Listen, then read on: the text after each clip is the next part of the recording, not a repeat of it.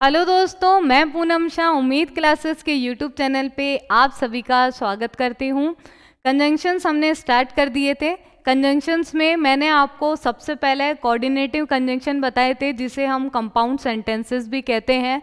उनके हमने 4 पार्ट किए थे: cumulative conjunction, alternative conjunction, adversative conjunction और इलेटिव कंजंक्शन। ये 4 तरीके के हमने कंजंक्शंस किए थे, जिन चारों की हमने प्रीवियस क्लासेस में प्रैक्टिस भी की है। अब आज हम बात करेंगे सबऑर्डिनेटिव कंजंक्शन की। सबऑर्डिनेटिव कंजंक्शन दो वाक्यों को जोड़ने का काम करता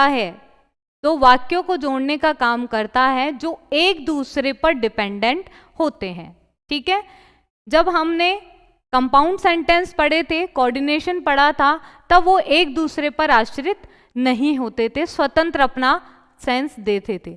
लेकिन सबऑर्डिनेटिंग में वो अपना स्वतंत्र मीनिंग नहीं बताते हैं, स्वतंत्र सेंस नहीं देते, इंडिपेंडेंट सेंस नहीं देते हैं, एक दूसरे पर वो डिपेंड होते हैं। उन्हें हम बोलते हैं सबऑर्डिनेटिव कंजंक्शंस।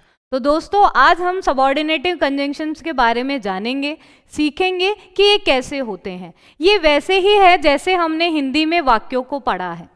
जैसे आपने हिंदी में पढ़ा है, साधारण वाक्य पढ़ा है आपने, उसके बाद में आपने संयुक्त वाक्य पढ़ा है, तो संयुक्त को कोऑर्डिनेटिंग ही तो कहते हैं। और आपने मिश्रित वाक्य पढ़ा है, तो मिश्रित वाक्य को आप क्या कहते हैं? कॉम्प्लेक्स सेंटेंस, जिसे हम सबऑर्डिनेशन कहते हैं।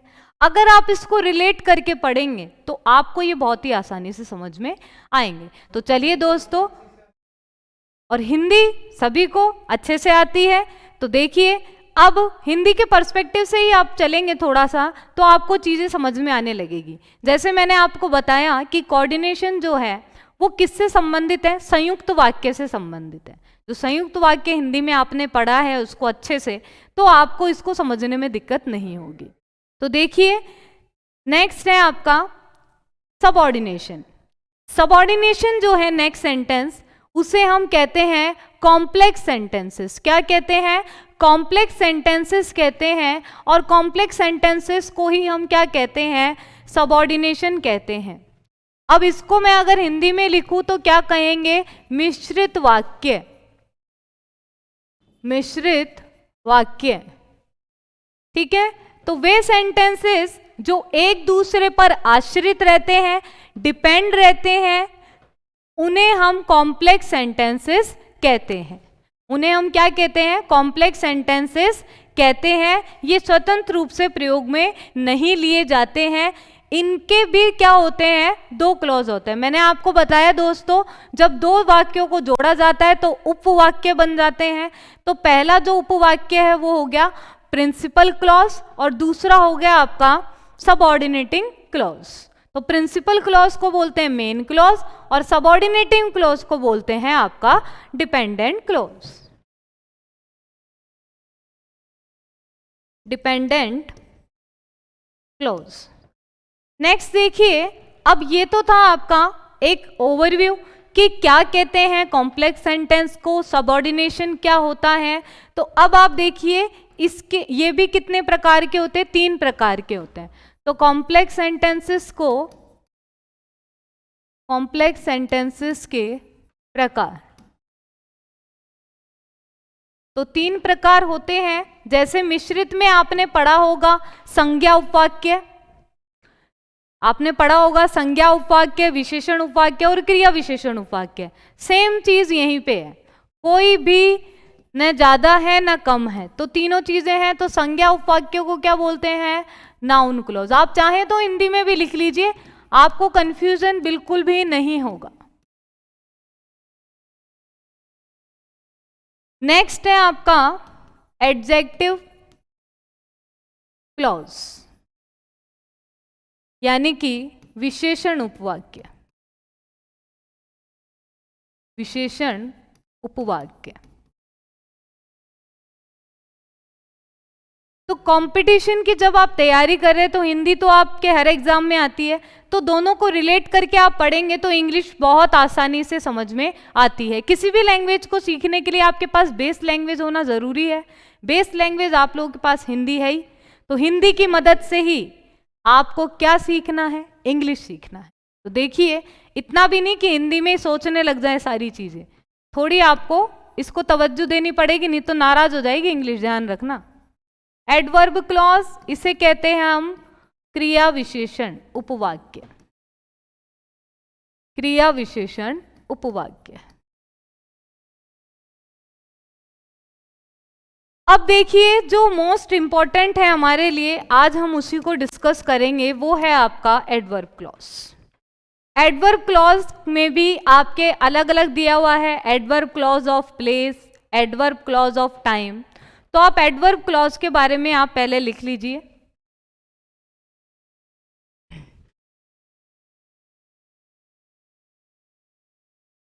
तो हम जो इंपॉर्टेंट जो लिखेंगे वो किसका लिखेंगे? एडवर्ब क्लॉज में। अब कौन कौन से कंजंक्शन इनमें आते हैं हमको वो ध्यान रखना है, ज्यादा आप डिटेल में नहीं, एग्जाम पॉइंट ऑफ व्यू से हमको पढ़ना है, हमको राम कथा नहीं बचनी है यहाँ पे, ठीक है। तो अब देखिए यहाँ पे एडवर्ब क्लॉज हम पढ़ेंगे, और एडवर्ब क्लॉज में भी कौन कौन से होते हैं पहले आप लिख लीजिए।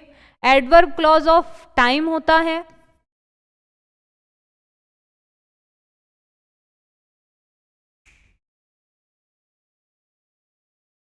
एडवर्ब क्लॉज ऑफ प्लेस है,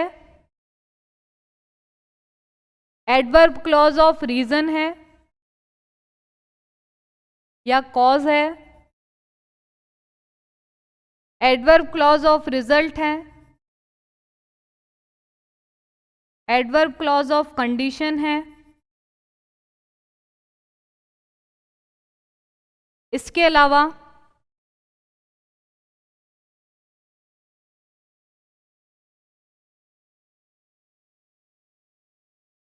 कंपैरिजन है, कंपैरिजन है,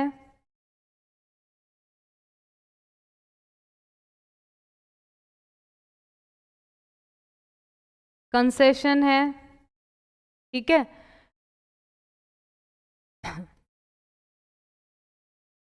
और एक और है आपका पर्पस, ठीक है। तो सबसे पहले जो हम पढ़ेंगे वो टाइम वाला आप पढ़ेंगे, तो एडवर्ब क्लॉज ऑफ टाइम। अब देखिए इसमें adverb clause of time,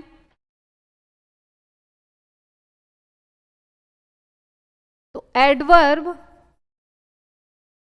clause of time में कौन कौन से कंजंक्शंस आते हैं पहले आप वो लिखिए, जो टाइम को बताते हैं, जो टाइम को बताते हैं वो कौन कौन से हैं, ठीक है। तो सबसे जो पहला है व्हेन है, दूसरा है whenever,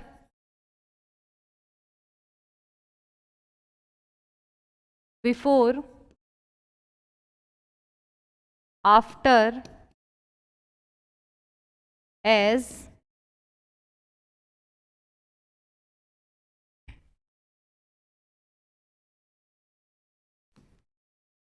as soon as, while,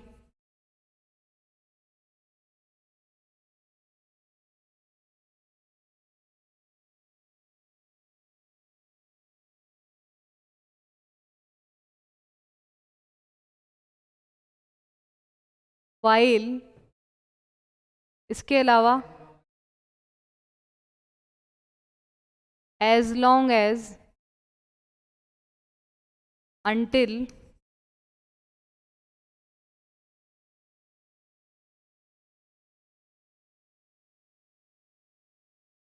no sooner than,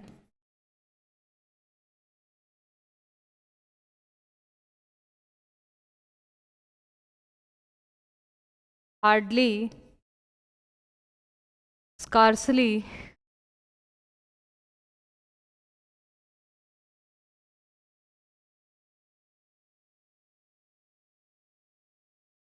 hardly, scarcely, इसके अलावा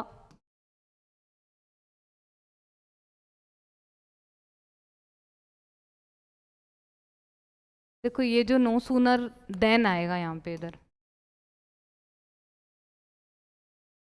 उसके बाद में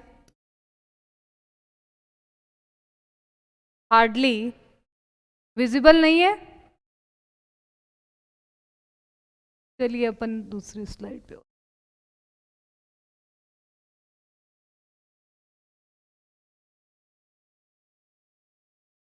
before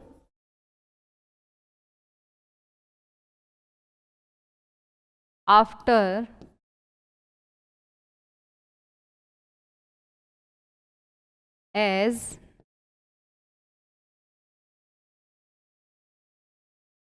as soon as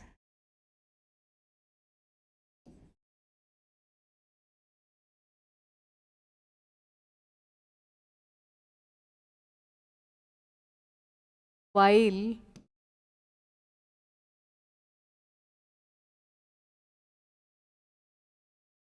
as long as until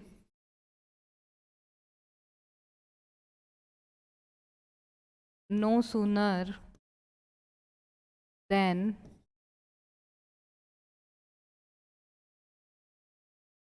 hardly scarcely when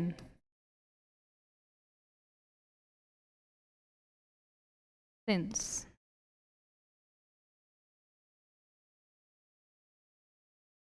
ठीक है, इसका हिंदी मीनिंग भी आप लिख लीजिए। अब एक एक का हिंदी मीनिंग भी आपको लिखवा देंगे, जैसे ये जब से तब से है ना, जब से जब तब, ये है जब से तब से, बिफोर मतलब पहले, आफ्टर के बाद में, एज का मतलब है जैसे ही, है ना, एज सुन एज ज्यों ही, वाइल के दौरान, जिस अवधि में उस अवधि में, वाइल के साथ भी आप क्या लगाएंगे, कॉमा लगाएंगे, जिस अवधि में उस अवधि में, as long as, until, no sooner than. तो इसी के इंपॉर्टेंट आपके कौन कौन से हैं, इंपॉर्टेंट आपके ये वाले हैं सभी। ठीक है, तो अब एक एक को हम लिखेंगे और एक एक को हम डिस्कस करेंगे। तो चलिए, पहला है आपका व्हेन। व्हेन और कॉमा का मतलब क्या होता है, व्हेन का मतलब क्या है,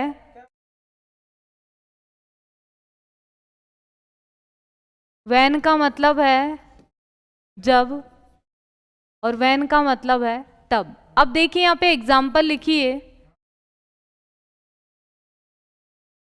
एग्जाम्पल है आपका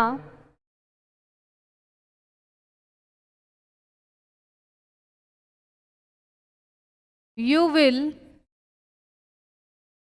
work hard, you will work hard, you will get success। तब देखिए, इसको when से आपको जोड़ना है, तो when से कैसे जोड़ेंगे, तो when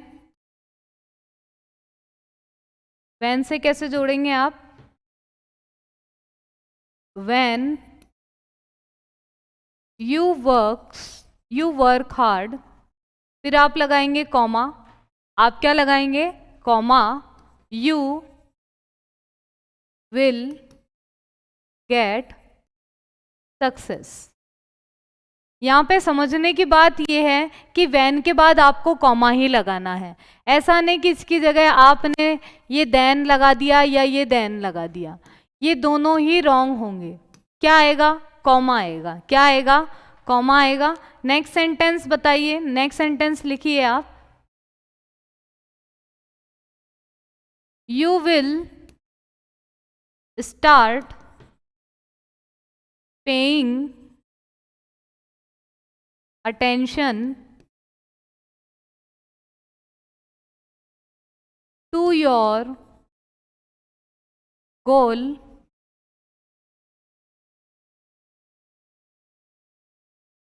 you will succeed। तो देखिए, यहां पर आपको बनाना है, वेरी इजी है, क्या बनाओगे,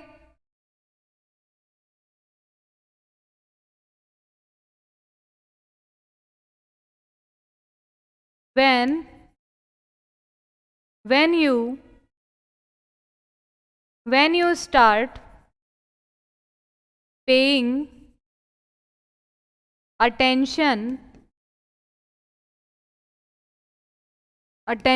टू योर गोल, फिर क्या आ जाएगा, कॉमा आ जाएगा, यू विल सक्सीड। आपके मन में क्वेश्चन हो रहा होगा कि यहाँ पे मैम ने क्वेश्चन में तो दोनों जगह विल लिखा है, लेकिन आंसर में एक जगह तो प्रेजेंट सिंपल है और एक जगह फ्यूचर सिंपल है। तो यहाँ पर जो कंडीशन है वो ओपन कंडीशन है, और ओपन कंडीशन में जब भी आप व्हेन के साथ में जोड़ते हो दो सेंटेंस को, तो उसमें व्हेन के साथ जब आप जोड़ेंगे तो क्या होगा, व्हेन होगा, व्हेन के बाद में प्रेजेंट सिंपल होगा, ठीक है, फिर उसके बाद में कॉमा और फ्यूचर सिंपल।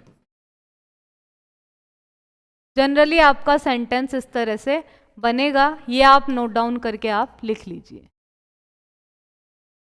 नेक्स्ट है आपका व्हेनेवर। व्हेनेवर और कॉमा, क्या मतलब होता है इसका, जब भी, तब। तो एग्जाम्पल देखिए, इसका एग्जाम्पल लिखिए। Rohit enters the class, Rohit enters the class, all the students start laughing at him। तो जब भी रोहन क्लास में प्रवेश करता, क्लास में जाता, तो सारे स्टूडेंट उस पर हंस देते, तब सारे स्टूडेंट उस पर हंस देते। तो व्हेनेवर से आपको जोड़ना है, तो क्या आ जाएगा, whenever Rohit enters the class,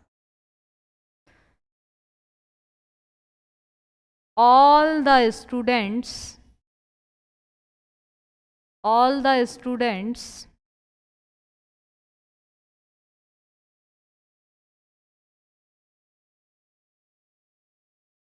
start laughing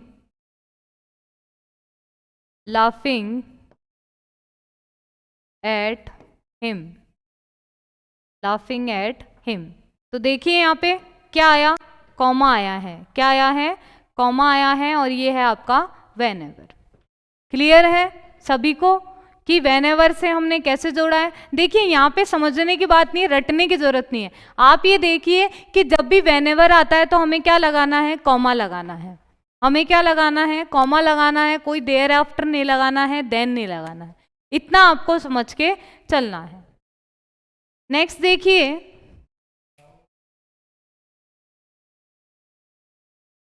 Rahul comes to me, he starts boasting of his wisdom,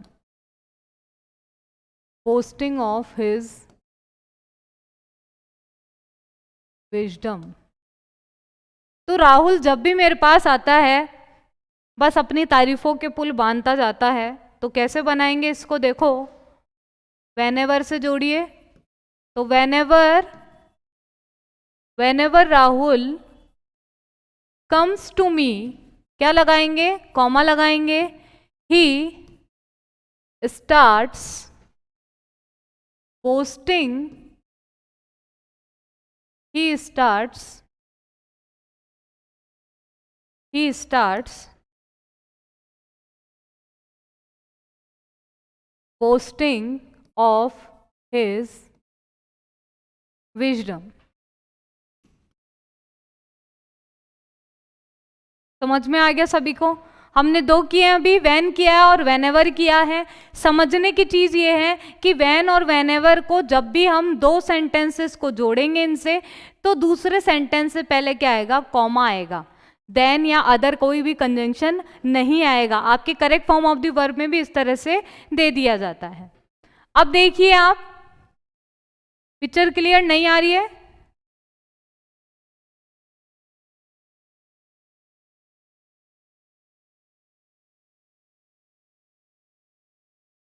okay, तो ये आपका क्लियर हुआ। नेक्स्ट देखिए,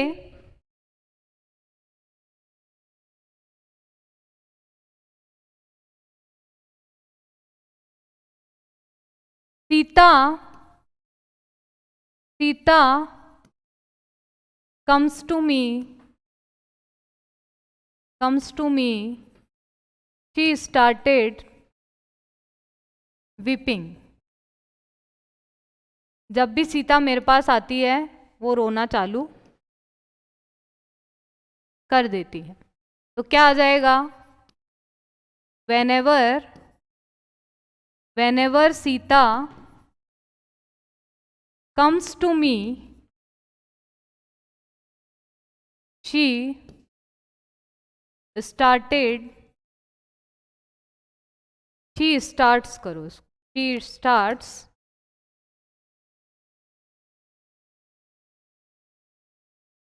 starts weeping,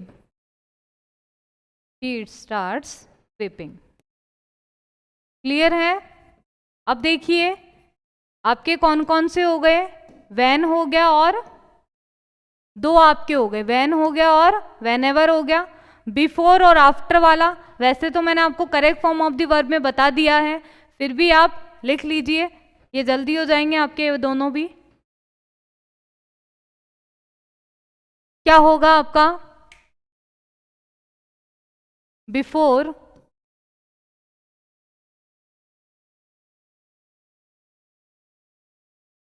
के पहले, या फिर क्या होता है इसका मतलब?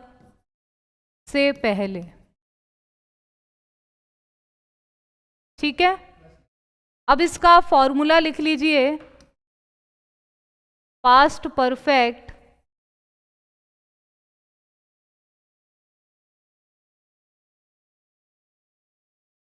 Past perfect tense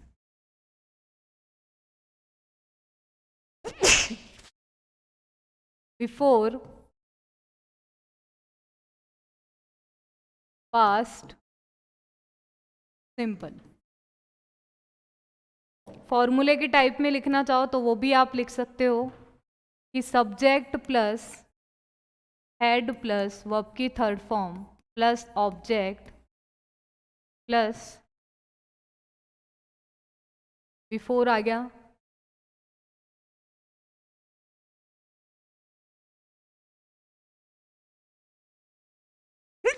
sorry, subject plus verb की सेकेंड फॉर्म प्लस ऑब्जेक्ट। ठीक है, तो मैंने दोनों ही आपको एंगल से बता दिया। ये वेरी वेरी इंपॉर्टेंट है, इसको आप बॉक्स बना के आप ऐसे फॉर्मूला आपको लिखना है कि यहाँ से तो ये कहीं नहीं जाएगा। तो एज ए कंजंक्शन जब भी बिफोर का यूज़ होता है तो बिफोर के बाद वाला जो क्लॉज है वो पास्ट सिंपल में होता है और पहले वाला पास्ट परफेक्ट में होता है। एक चीज़ याद करो, दूसरी चीज़ याद करने की ज़रूरत नहीं है कि बिफोर के बाद वाला पास्ट सिंपल में है, बाकी पास्ट परफेक्ट में है। तो देखिए सेंटेंस बनाइए। The patient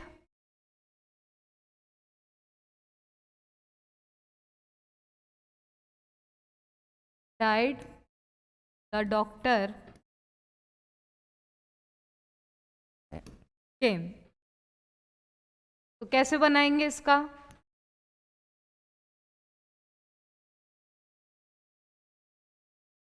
The patient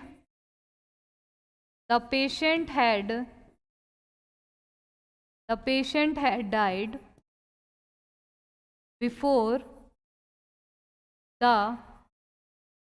doctor came। Before the doctor came.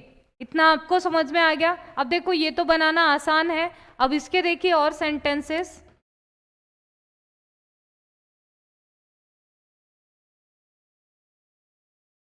Anil had,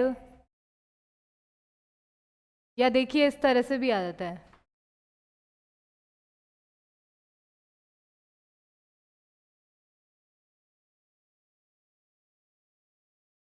all the task the officer, इस तरह से क्वेश्चन आ जाता है। अब देखिए कैसे आएंगे ऑप्शंस।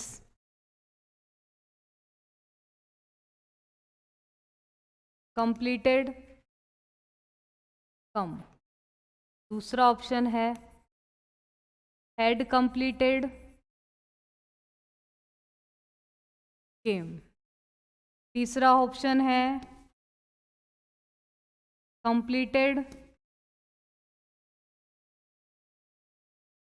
हैड कम, और चौथा ऑप्शन है आपका, चौथा ऑप्शन है इज कंप्लीटिंग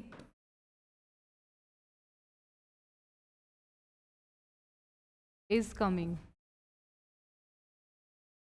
तो देखिए आपको इस तरह से भी ऑप्शंस में आ सकता है, ज़रूरी नहीं है आपको 2 सेंटेंस बोल दे और इस तरह से बना दे। तो क्वेश्चन वेरी वेरी इंपॉर्टेंट है, ऐसे ही क्वेश्चंस को आपको ध्यान में देना है, बहुत इंपॉर्टेंट क्वेश्चन होते हैं ऐसे। तो जब आपको पता है, अब आपको पता कैसे चला, यहाँ पर देखिए एक से,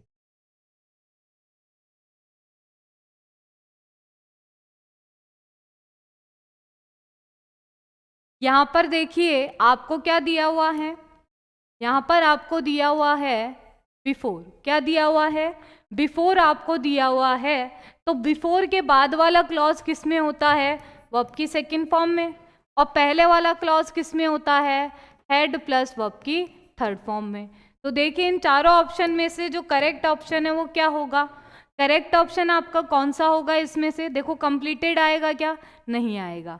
यहाँ पे कंप्लीटेड है, इज कंप्लीटिंग, गलत। पहले वाले में क्या आएगा, हैड कंप्लीटेड, और ये क्या है, वर्ब की सेकंड फॉर्म है, तो राइट आंसर इज बी। तो इस तरह से क्वेश्चन ही आते हैं जो आपको कंफ्यूज करते हैं। तो इतना आपको क्लियर हुआ, इतना आपको क्लियर हुआ। तो ये वो कंजंक्शंस थे जो आपके एग्जाम पॉइंट ऑफ व्यू से वेरी वेरी इंपॉर्टेंट है। आपको कंफ्यूज कहाँ करता है, बोल देगा कि आप correct form of the verb बताइए, कॉमा लगा करके आपको गलत दे देगा, या चारों ऑप्शन जैसे मैंने आपको प्रीवियस क्लास में करवाए थे स्लैश कर करके कि बताइए एरर किस में है। तो एरर से रिलेटेड भी आपको इस तरह से क्वेश्चन वो दे सकता है। तो thank you so much for today's class. मिलते हैं 7:45 पे मॉक टेस्ट के साथ में। आपकी जो तैयारी है वो उससे ही होगी आपकी, और उसमें भी मैं इससे रिलेटेड भी क्वेश्चंस लेकर आऊँगी। तो तैयार रहिए आप, 7:45 पे मिलते हैं सभी को। Thank you so much.